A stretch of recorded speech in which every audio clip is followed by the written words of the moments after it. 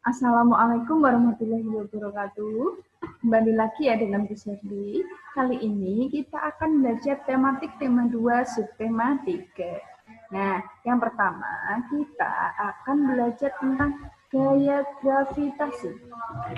Gaya gravitasi adalah gaya yang menyebabkan suatu benda itu dapat jatuh ke bawah akibat adanya gaya tarik bumi. Contohnya, contoh gaya gravitasi yaitu satu, buah jatuh dari pohon ke bawah tanah. Yang kedua, kaki manusia yang bisa berpijak di bumi. Yang ketiga adalah bola yang dilempar ke atas jatuh ke bawah. Jadi gaya gravitasi itu yang bisa membuat kita itu berpijak itu berdiri tegak di atas tanah. Jadi kalau tidak ada gaya gravitasi, kita akan melayang-layang terbang seperti burung. Contohnya, misalnya astronot. Astronot itu pergi ke luar negeri, ya. Astronot pergi ke luar negeri, lalu mereka itu di luar negeri, astronot pergi ke luar angkasa, maaf ya, mohon maaf. Jadi astronot itu pergi ke luar angkasa. Nah, dari luar angkasa itu mereka kan memakai helm yang kayak Sandy yang di SpongeBob itu ya, terus memakai jaket, pokoknya pakaiannya itu seperti Sandy seperti itu.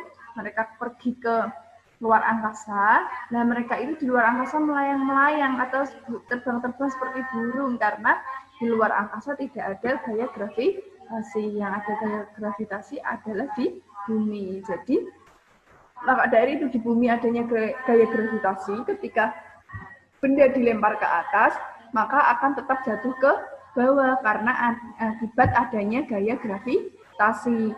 Misalnya buah apel jatuh itu tetap ke bawah, tidak ke atas ya, karena akibat adanya gaya gravitasi. Nah, yang kedua adalah energi alternatif ya. Bisa kita buka halaman 94. Energi alternatif, contohnya satu, energi matahari. Nah, matahari kan merupakan sumber energi utama buat bumi kan, energi utama buat bumi. Jadi jika tidak ada matahari, kehidupan akan musnah. Nah, pemanfaatan energi matahari untuk energi alternatif ini digunakan untuk pembangkit listrik tenaga surya yang sampai saat ini masih dikembangkan di Indonesia. Yang kedua, energi angin. Angin itu kan kekuatannya sangat besar, ya, sangat kuat, bahkan bisa merobohkan pepohonan. Nah, maka dari itu angin sangat dimanfaatkan ya untuk ini menggerakkan perahu layar, terus menggerakkan layang-layang dan kincir angin. Angin juga dimanfaatkan untuk membangkitkan energi listrik melalui alat-alat yang disebut aerogenerator, tetapi masih terbatas pada negara-negara tertentu. Contohnya negara yang memanfaatkan energi angin untuk membangkit listrik yaitu Belanda. Makanya Belanda disebut dengan negara kincir angin. Yang ketiga adalah energi air. Nah, ini energi air itu kan di Indonesia sangat melimpah, ya. Energi air adalah energi yang diperoleh dari air yang mengalir. Air yang bergerak dari sungai yang mengalir atau gelombang di lautan menyimpan energi yang besar. Maka dari itu energi air ini bisa untuk energi listrik. Nah, contohnya pemanfaatan energi air untuk listrik ini ada di Semarang, yaitu tepatnya di Waduk Jati Bareng. Jadi waktu bendungan yang besar itu dimanfaatkan dari Pemkab Semarang untuk pembangkit listrik tenaga air. Jadi sehingga cadangan listrik di Kota Semarang itu banyak karena pemanfaatan Waduk Jati Barang itu untuk pembangkit listrik tenaga air. Oke, yang keempat adalah energi bahan bakar bio. Jadi bahan bakar bio itu berasal dari makhluk hidup, bisa tumbuhan juga bisa hewan. Ini misalnya kalau tumbuhan itu bunga matahari, jarak, kelapa sawit, kacang tanah, dan kedelai. Minyaknya yang dihasilkan dari tumbuhan tersebut biasanya digunakan sebagai campuran solar untuk menjalankan mesin diesel, sehingga disebut biodiesel. Nah, kalau ada pun singkong, jagung, dan sagu, biasanya diubah menjadi bioetanol. Nah, bioetanol itu untuk menggantikan bensin atau premium. Nah, kalau yang berasal dari kotoran hewan itu disebut dengan biogas. Kenapa kok disebut dengan biogas? Karena digunakan untuk sebagai bahan bakar yang untuk memasak alias di kompor. Nah, karena itu sebagai bahan bakar yang dimanfaatkan untuk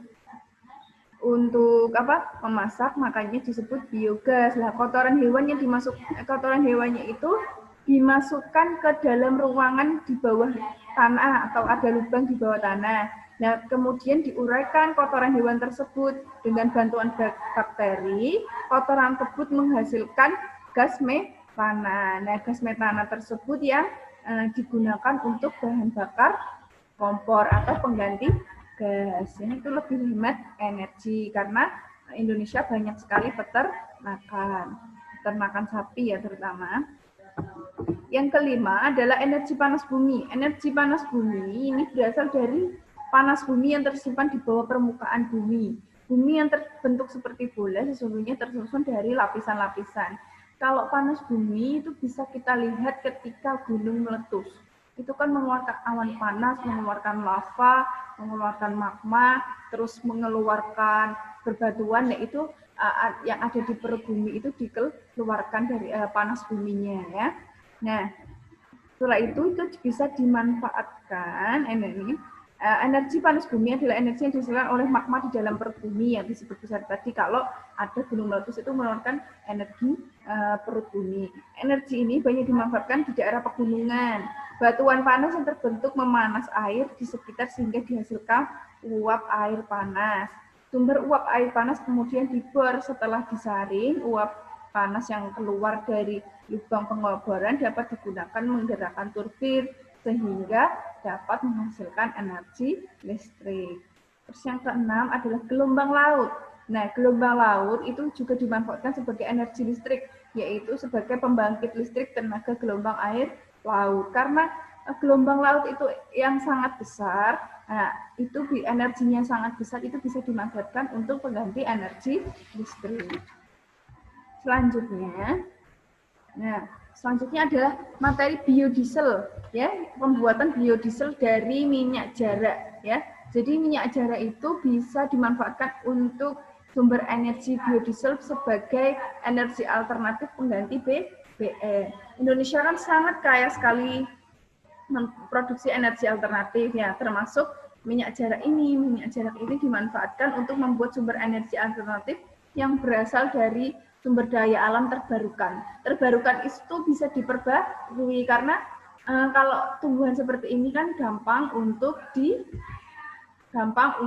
ditanam ya di Indonesia. Nah, berupa tumbuh-tumbuhan. Tanaman jarak pagar merupakan salah satu tumbuhan yang dapat digunakan menghasilkan sumber energi alternatif. Sumber energi yang dihasilkan dari tanaman ini berupa biodiesel yang berguna untuk menggantikan fungsi solar pada mesin diesel. Jadi mesin diesel itu kan menggunakan solar. Lah, solarnya itu bisa diganti dengan menggunakan biodiesel dari minyak jarak. Nah, minyak jarak pagar nomor 1. Minyak jarak pagar ini termasuk minyak lemak. Nah, minyak lemaknya itu menjadi bahan baku biodiesel.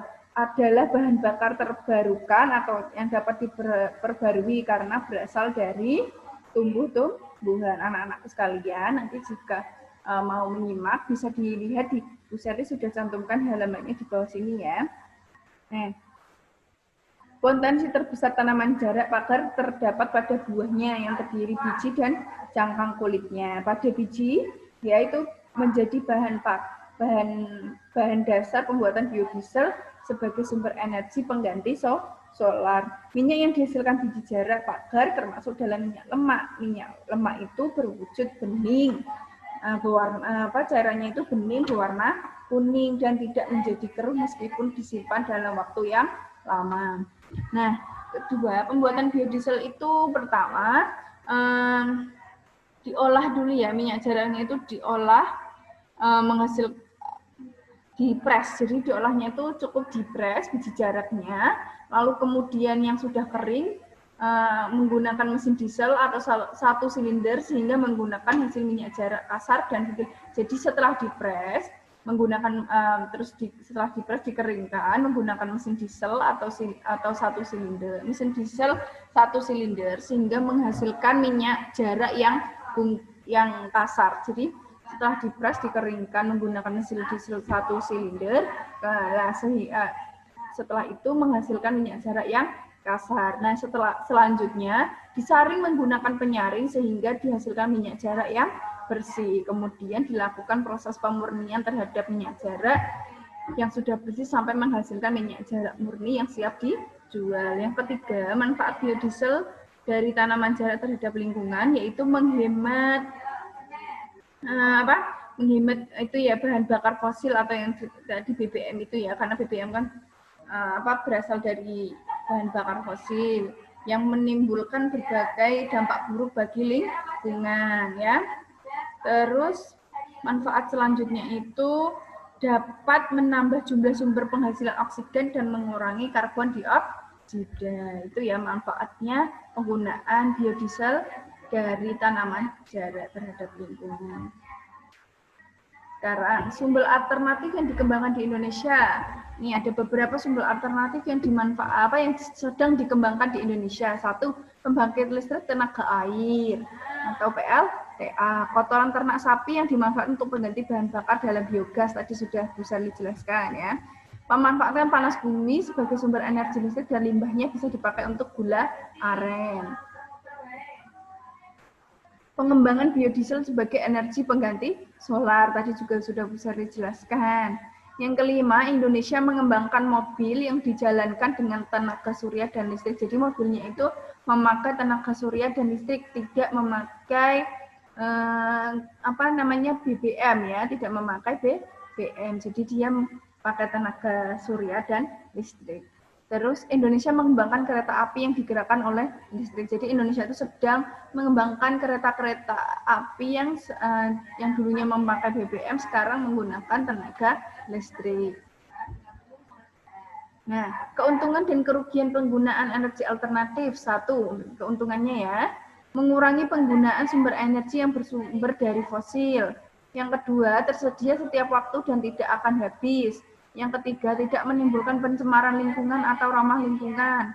Keempat, harga tidak bergantung pada harga dunia. Jadi, harga energi alternatif kan kita yang menciptakan sendiri, jadi bisa kita hargai sendiri, tidak tergantung pada harga minyak dunia. Yang kerugiannya, dibutuhkan biaya yang besar menyiapkan teknologi tinggi guna mendapatkan energi alternatif. Jadi, untuk menciptakan energi alternatif juga kita harus mempunyai teknologi yang tinggi. Jadi di situ kita juga butuh biaya yang besar. Terus yang kedua, dibutuhkan teknologi yang tinggi untuk mengubah energi alternatif menjadi bentuk energi listrik, biogas dan yang lain sebagainya. Jadi kita tuh yang penting itu yang sekarang itu butuh teknologi yang tinggi untuk mengelola tumbuh-tumbuhan kita dan hewan-hewan kita untuk menjadi energi alternatif. Seperti itu ya.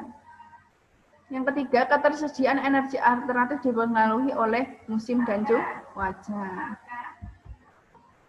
Nah ini, cara menghemat energi dalam kehidupan sehari-hari. Satu, gunakan air secukupnya. Dua, matikan mesin air. Tiga, mematikan peralatan listrik jika tidak digunakan. Keempat, gunakan peralatan rumah tangga yang hemat energi. Misalnya beli kulkas yang buatnya lebih rendah, terus mesin cuci yang buatnya lebih rendah gitu ya, biar hemat energi. Gunakan kendaraan secara bersama-sama, jadi bareng-bareng gitu, jangan naik mobil satu-satu ya, menuh-menuhin. Terus juga boros BBM. Terus kurangi penggunaan kendaraan, misalnya dekat ya sepedaan atau jalan kaki. Nah, cara menghemat energi untuk keperluan dapur. Yang pertama, manfaatkan waktu menyala kompor secara efisien. Jadi pas kompor nyala itu ya kita mau masak apa ya segera dimasak gitu ya. Atau bisa bumbu-bumbunya bumbu-bumbunya diiris-iris dulu, dibuat dulu. Setelah sudah siap semua baru kompor dinyalakan supaya menghemat gas. Jangan membuka kulkas terlalu lama atau terlalu sering karena itu pemborosan listrik. Pilih alat listrik daya rendah, ya toh, yang seperti bisa tadi bilang, pilih kulkas, mesin cuci, dan yang lain sebagainya yang wattnya dayanya rendah. Kurangi penggunaan alat listrik jika sudah tidak digunakan, lampu siang hari Pastikan masak sekali dalam sehari biar ngirit gas. Kurangi variasi masakan. Jadi ketika banyak variasi masakan kan banyak yang harus kita makan. Banyak yang harus kita masak maksudnya Bu Sherly. Jadi gasnya cepat habis seperti itu ya. Makan dengan lalapan, maksudnya ini makan dengan lalapan itu biar tidak harus dimasak gitu loh. Kan ada beberapa sayuran yang bisa dimakan mentah seperti itu ya, tapi tidak semua sayuran bisa dimakan mentah. Nah, tugasnya buatlah gambar poster yang bertemakan hemat energi. Dikumpulkan paling lambat hari Minggu 20 September 2020. Boleh diwarnai, boleh tidak. Contoh bisa melihat di buku atau di internet. Nah, nanti tugasnya itu difotokan, dikirim ke Bu Sherly. Paham ya anak-anakku sekalian sampai sini ya. Itu tugas tematiknya. Nah, sudah itu penjelasan dari Bu Sherly. Mohon maaf apabila ada kesalahan dan tutur kata Bu Sherly yang kurang berkenan atau masih kata-kata Bu Sherly yang masih tadi banyak yang salah ya. Mohon maaf. Wassalamualaikum warahmatullahi wabarakatuh.